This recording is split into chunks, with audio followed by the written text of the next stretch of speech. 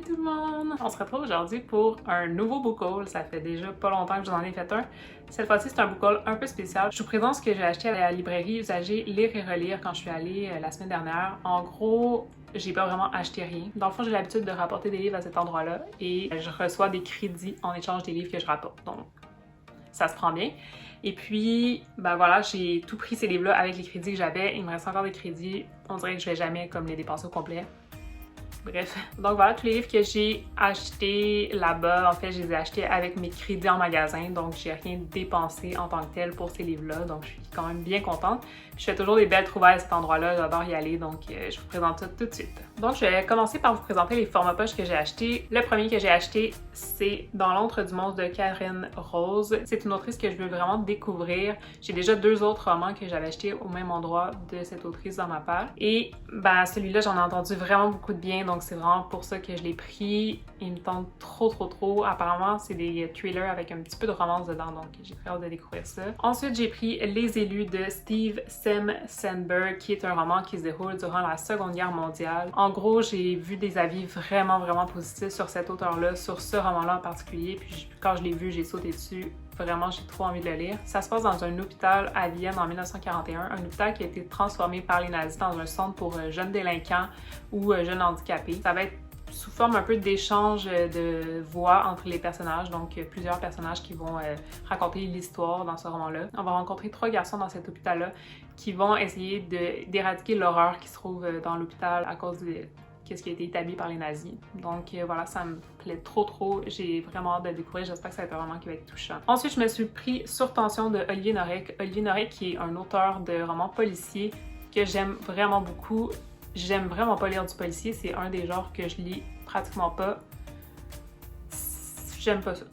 Tout simplement, j'ai pas vraiment d'excuses. Mais Olivier Norek, honnêtement, tous les romans que j'ai lus à date, j'ai vraiment bien aimé. Il embarque dans une enquête policière constamment, mais c'est toujours avec tellement de choses autour, tellement de sujets importants. Le dernier que j'ai lu d'ailleurs, le roman Impact de Olivier Norek, vraiment super. Ça parle un peu de changement climatique aussi et tout, c'était génial.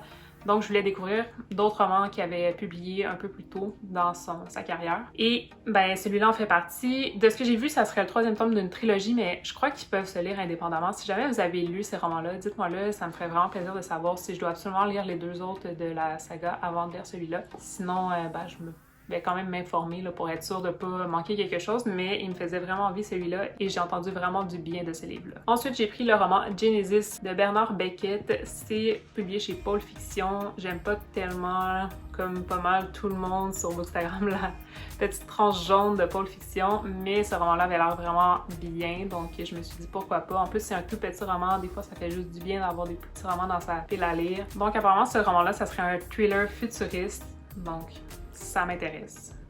À suivre pour voir ce que ça vaut, mais je vous en reparlerai lorsque je l'aurai lu. Ensuite, le prochain que j'ai pris, j'ai quand même hésité à le prendre. Je l'ai regardé, je l'ai reposé, je l'ai regardé, je l'ai reposé. Il s'agit du livre des Baltimore de Joël Dicker. Joël Dicker, dont j'ai adoré ce que j'ai lu à date de cet auteur. Entre autres, La vérité sur l'affaire Arkebert, qui est juste génialissime. Si vous l'avez pas lu, ce roman-là, ça vaut vraiment le coup. C'est quand même assez suspense thriller avec une enquête policière, mais c'est trop bien. Moi qui aime pas le policier, j'arrête pas de vous parler de policier depuis tantôt, mais pour vrai, ça vaut vraiment le coup. Et celui-ci, ça serait comme la suite de ce roman-là, selon ce que j'ai compris, avec les mêmes familles, entre guillemets, que dans La vérité sur l'affaire Arkebert. Donc, c'est sûr que ça me tentait vraiment beaucoup parce que j'avais adoré cet autre roman-là. C'est juste que là, en fait, je le trouve plus ou moins usagé, puis je veux pas vraiment l'acheter neuf, ça m'intéresse pas. Et la tranche est quand même vraiment brisée, là, on va se le dire.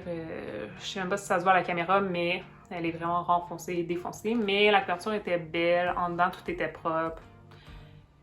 Je le payais pas avec mon argent, donc c'est un gros plus, donc je l'ai pris finalement. Puis ben, c'est sûr que je l'ai rapidement parce qu'il me fait trop envie depuis un bon moment. Il était dans ma wishlist Amazon depuis très longtemps. Donc voilà. Ensuite, les deux prochains romans que je vous présente, c'est le tome 3 et le tome 4 de L'amie prodigieuse de Elena Ferrante. C'est la fin de la saga. En fait, j'ai déjà les deux premiers tomes dans la bibliothèque et ben, je voulais en fait les acheter en usagé toute la saga. Donc j'ai enfin trouvé les deux derniers tomes qui étaient quand même en bon état. La dernière fois que j'étais allée, ils les avaient aussi ces tomes-là, mais ils étaient vraiment dans un état merdique. Puis même si j'achète pas avec mon propre argent, que c'est des crédits en magasin, je suis pas intéressée. Je suis pas intéressée aux livres en mauvais état non plus. Donc, enfin, ces deux-là étaient là et ils étaient en très bon état. Donc, je suis très contente d'avoir clos cette saga-là et je vais les lire très bientôt parce que j'ai adoré le premier tome. Il me reste le deuxième à lire. Donc là, je suis contente parce que j'ai la suite. Dernier format poche que je me suis procuré. Je sais pas tellement ce que ça vaut, mais j'aime beaucoup l'autrice, donc j'ai entendu parler de la saga, mais je connaissais pas vraiment. C'est le coffret des 3 tomes de l'intégrale Dear You de Emily Blaine. J'avais trop envie de découvrir quand même cette saga-là. Je sais pas ce que ça vaut, je sais pas si c'est trop chic-lit, mais ça semble être quand même romance. Chick-lit, je déteste. Vraiment, c'est rare que j'aime un roman de chick-lit, donc j'espère que c'est pas trop chick-lit. Mais le coffret est super beau. Ici, c'est tout doux. J'aime trop. J'aime trop. Et ben, les 3 tomes sont en super bon état, sont comme neufs, vraiment nickel. Je pense que c'est quand même une lecture doudou aussi, qui fait du bien de temps en temps. Donc maintenant, on passe au grand format. J'en ai un peu plus que des formats poches à vous présenter. Je suis toujours plus pour les grands formats que les formats poches, même si j'aime quand même lire des formats poches, ça se transporte bien et tout. Le premier que je vous présente, c'est un roman que je ne connaissais pas, mais qui m'a tout de suite fait de l'œil quand j'ai vu le résumé. C'est un roman québécois. Il s'agit de Un vélo dans la tête de Mathieu Meunier. C'est publié chez les éditions Marchand de Feuilles, que je connaissais pas.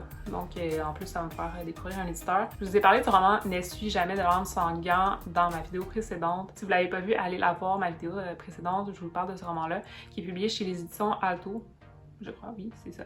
Et je déteste le format d'édition, et c'est également le cas pour ce roman. Mais pourquoi on fait des romans aussi peu larges? Je veux dire, ça se lit mal.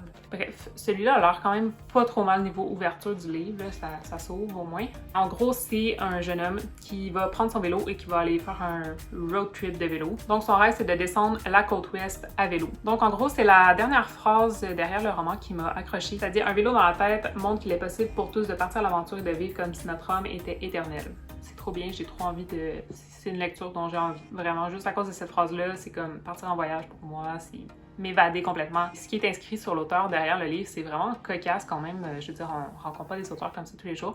En fait, il travaille pour une compagnie au Nunavik, donc dans le nord plus nord possible du Québec. Donc, je trouve ça trop cool qu'il ait écrit un livre qui soit dans mes mains en fait. Donc, je vais découvrir en même temps son roman, puis en même temps, ben, je me dis que lui-même est parti à l'aventure dans le nord du Québec, donc c'est quand même cool, c'est un peu un petit parallèle avec ce qu'il vit. Ensuite, un livre qui était dans ma wishlist depuis très longtemps, je suis trop contente de l'avoir trouvé. Il s'agit de Au petit bonheur, la chance de Aurélie Vallogne. Vous savez que j'aime beaucoup Aurélie Vallogne, donc je peux pas passer à côté.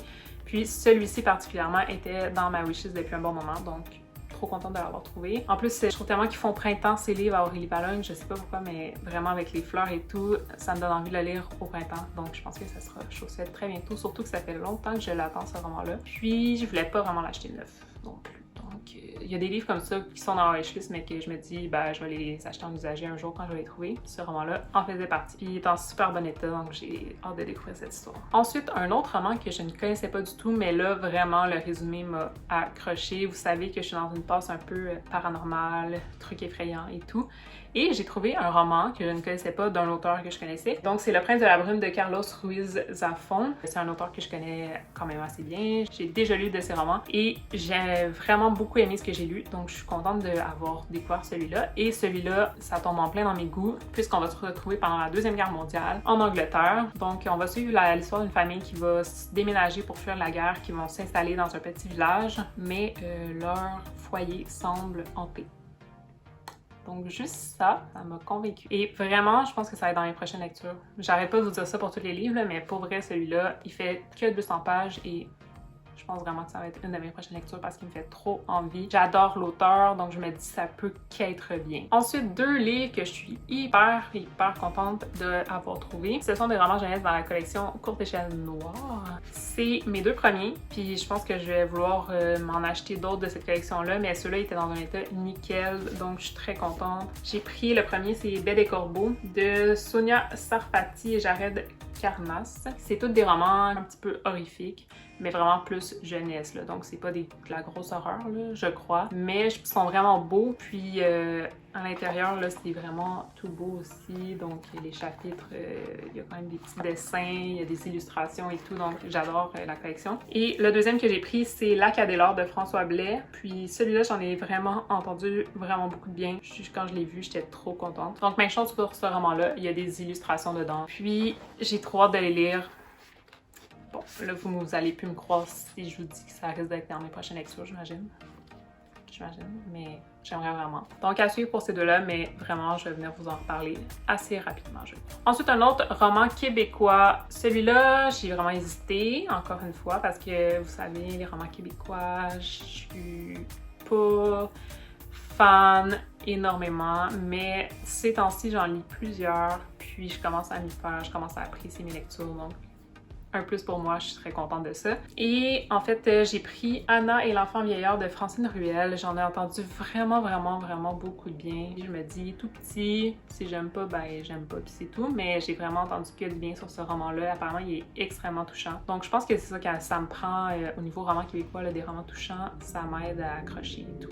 Donc en gros, l'histoire, c'est une mère qui cherche à sortir son fils de son brouillard. Elle essaie de faire le deuil de son enfant qui est toujours vivant parce qu'il est vraiment dans un brouillard monstre. Mais j'en sais pas vraiment plus, le résumé n'est pas super détaillé. Je l'ai pris vraiment à cause des avis que j'ai lus. Un autre que j'ai pris, c'est Réparer les vivants de Maëlys de Kerangal. C'est un roman que j'ai entendu parler beaucoup également. C'est entre autres pour ça que je l'ai pris, mais aussi pour son résumé. Donc en gros, c'est l'histoire de 3 lycéens de 19 ans qui vont rentrer chez eux après une session de ski et qui vont avoir un accident de voiture. Donc leur voiture va percuter un poteau. Il y avait un des lycéens qui n'était pas attaché avec sa ceinture de sécurité et lui qui n'était pas attaché va être transporté à l'hôpital et être dans un coma profond. Il n'y a pas vraiment de sortie possible pour lui. Son cœur bat mais il n'est plus là. Je sais pas si ça va être une histoire qui va être sur l'acceptation du fait de débrancher quelqu'un qui n'est plus vraiment là bien qu'il soit vivant. Je sais pas si on va aller dans ce sujet-là, mais juste le résumé m'a fait comprendre que ça allait être très touchant. Donc, j'ai hâte de le lire. Ensuite, un autre livre, je suis très contente de l'avoir trouvé. En fait, je l'avais mis dans ma wishlist Amazon en Kindle, donc en anglais. Je savais même pas qu'il était traduit. J'ai entendu parler de ça sur le compte de Anne, de la chaîne Anne Literarum. Donc, si ça vous intéresse, je vous mettrai le lien vers sa chaîne. Et elle en a parlé sur son compte Instagram. En tout cas, elle avait lu ce roman-là en anglais pour l'école. Donc, moi, c'est pour ça que je l'avais pris en anglais sur Kindle. Je pensais pas qu'il était dispo en français, mais il est dispo en français. Donc, il s'agit de Week-end paresseux, Week-end heureux. C'est un livre de développement personnel. Puis, elle avait beaucoup apprécié sa lecture. Donc, je me dis, ben, je vais tenter le coup. Puis, en plus, il est en français. Donc, je risque de le lire plus vite que s'il était en anglais. Je vous dis ça. C'est un livre de développement personnel pour nous apprendre à reconnecter avec soi-même en faisant rien, en profitant du week-end, je crois. À suivre, je vous en reparlerai quand je vais l'avoir lu. Je pense que ça peut intéresser plusieurs d'entre vous, donc à suivre. Ensuite, il m'en reste 5 à vous présenter. Je vais essayer de faire ça assez vite. Le prochain que j'ai pris, c'est le tome 1 de Stars de Anna Todd. Moi qui a vraiment pas accroché, vraiment pas aimé la série After de la même autrice. Je voulais quand même tester celui-là, mais il était vraiment hors de question que je paye pour ce roman-là. Je veux dire, j'avais pas envie de prendre de mes sous pour acheter ce roman-là, donc je l'ai vu, il était relativement en bon état, j'avais des crédits en magasin, donc on va tenter le coup, on sait jamais, peut-être que je pourrais être fort étonnée, mais bon. Je vais tenter, puis on verra. Si jamais vous l'avez lu, n'hésitez pas à me dire des commentaires sur ce roman-là juste en dessous. Ça me ferait plaisir de vous entendre. Un autre que j'ai pris aussi que je voulais vraiment pas payer pour ce roman-là, mais il était là, donc je me suis dit, bah, c'est l'occasion de tester. Donc c'est le premier tome du roman Le Clan des Seekers de Arwen Ellis Dayton, qui est un roman de fantasy, je crois. Ça dit que c'est un mélange entre Hunger Games puis Game of Thrones. Des fois, ce qu'il dit sur les romans, ça m'intéresse quand même, ce petit mélange.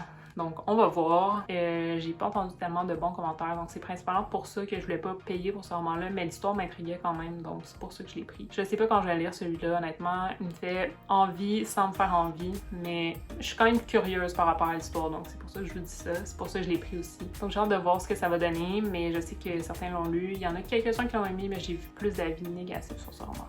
Le prochain que j'ai pris, c'est le premier tome de La Villa aux Étoffes de Annie Jacobs. Donc, il y en a plusieurs qui ont comparé ce roman-là à la saga des Bridgerton, donc qui était aussi bon que la saga des Bridgerton. J'ai la saga des Bridgerton que je vais commencer ce mois-ci. mais celui-là avait l'air trop bien aussi, le résumé avait l'air génial. Quand on compare ça à une saga qui est aimée de tous, j'ai envie de dire oui, et il était en super bon état, donc je me dis, c'est le temps de le prendre.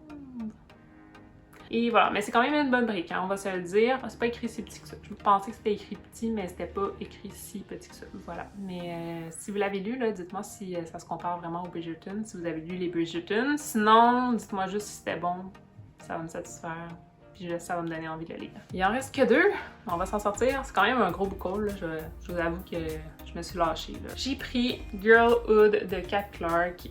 Kat Clark qui ont sorti 3 romans comme celui-là, avec un peu les mêmes genres de couverture. Il y avait Cruelle, Revanche et Girlhood, donc il y avait seulement Girlhood à la librairie quand je suis allée. Mais les 3 me tentent, donc je suis trop contente d'avoir trouvé celui-là en super bon état. Je trouve que la couverture est trop belle, donc j'ai trop hâte de découvrir cette histoire-là. C'est un thriller jeunesse. J'avais déjà lu Perdu et retrouvé de Kat Clark que j'avais adoré. C'était un autre thriller jeunesse, puis c'était trop bien, donc je suis contente de pouvoir avoir la chance de lire celui-là. Finalement, le dernier que j'ai pris. Lui aussi, j'étais pas sûre si je le prenais, mais je me suis dit, bah vas-y, on va tester, on sait jamais. Puis le résumé me fait trop envie, mais j'ai pas tellement entendu de bons commentaires dessus. Donc, on va voir. J'ai pris Ghost in Love de Marc Lévy. J'aime ce qu'a fait Marc Lévy. J'ai lu plusieurs de ses romans, puis j'ai toujours bien aimé les histoires. Celui-là, ça parle de fantômes. Ça parle du fantôme du père du personnage. Ça me plaît. Déjà ça me plaît vraiment. Mais je sais pas, j'ai pas entendu de bons commentaires, donc je suis un peu... J'ai décidé l'année dernière d'arrêter de me fier aux mauvais commentaires, donc j'achète quand même puis je tente moi-même pour me faire ma propre idée. Mais il me tente trop. Puis en plus, il est pas très long, donc ça va se lire rapidement, là. Une journée c'est fait. Je vous promets que je vais tenter puis je vais vous donner mon avis. Je suis quand même une bonne lectrice. J'ai souvent de la facilité à aimer quelque chose. Si je l'aime, ben ça sera plus. Donc voilà, je voulais vous faire un gros truc avec mes bras pour vous montrer tout ce que j'ai à acheter, mais il y en a trop. Donc ça marchera même pas. D'ailleurs, je vais vous mettre l'adresse en barre d'infos en bas si ça vous intéresse d'y aller. Je sais qu'il y en a un à Québec, à Sainte-Foy ou à Québec. Bref, dans ce coin-là. Et moi, je vais à celui à Laval. C'est vraiment génial. Vous rentrez là-dedans, c'est genre le bonheur. Il y a tellement de livres partout. Je pourrais y rester des heures. À chaque fois que j'y vais avec quelqu'un, la personne attend après moi, puis elle est comme... c'est l'heure. Donc, je vais vous mettre l'adresse en barre d'infos. Vraiment, allez-y, ça vaut la peine. Puis, ils reprennent les livres. Si vous allez sur leur page Facebook, vous pouvez voir ce qu'ils reprennent. Donc, c'est plus facile quand vous y allez. Vous êtes sûr qu'ils vont reprendre vos livres. Puis, c'est trop bien. Ils vous donnent des crédits en magasin en échange contre tout ce qu'il y a dans le magasin ou presque. Donc, voilà, si vous avez aimé ce book haul, n'hésitez pas à vous abonner à la chaîne, activer la cloche et mettre un petit pouce sous la vidéo. Ça me ferait trop plaisir. Donc, on se retrouve très bientôt pour une prochaine vidéo. Salut tout le monde!